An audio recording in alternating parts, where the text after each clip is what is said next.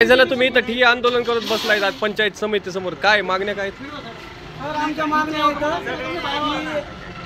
की जे काम चालू इथं ह्यात मनमानीपणानं लुटलं जातंय। कुणी मनाने मागत तेवढे पैसे मागत आहे, कोणतंही काम बगैर पैशाचं होत नाही।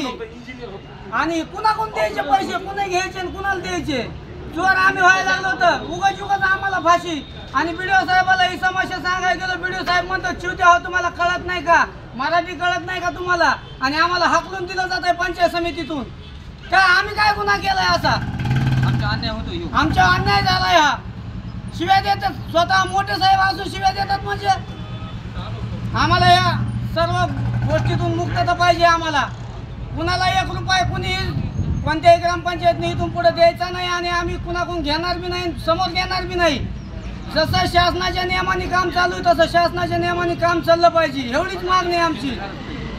तर 15 दिवसाला मजुराचे पैसे पडले पाहिजेत, मजुराचे पैसे 8-8 महिन्यापासून पडले नाही। तर एक लाभार्थी आहे, एक लाभार्थ्याचं काम आहे, समजा एक मास्टर काढलंय त्याला 8-8 महिने थांबावं लागते मजुराच्या पैशासाठी। का मग असं यांच्या खालचे कर्मचारी काम करत नाहीत, ह्यात का आमच्या चुका आहेत का? 8-8, 10-10 दिवस एक मास्टर खातवाय दिला तर ती एमपी करून दिली जात नाही। कुणीही कर्मचारी जागेवर सापडला जात नाही, एकाने इकडे ऑफिस टाकलंय, एकाने तिकडे ऑफिस टाकलंय, कुणाला सापडायचं? 40 किलोमीटरहून यायचं, इथं एकही अधिकारी स्पॉटला भेटत नाही। 40 किलोमीटरहून यावं लागतं, एकही अधिकारी इथं स्पॉटला भेटत नाही। त्यांची वाट बघत बसावं लागतं 4-4 घंटे, आणि वाट बघूनही त्यांची भेट होत नाही।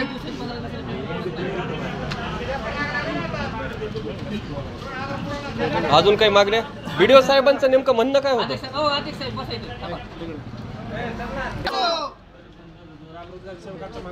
ग्रामरोजगार सेवकाचं मानधन 2-2 महिने 3-3 महिने होत नाही। इथं सर्व अधिकारी कर्मचारी वेळेवर टायमाला भेटत नाही आम्हाला।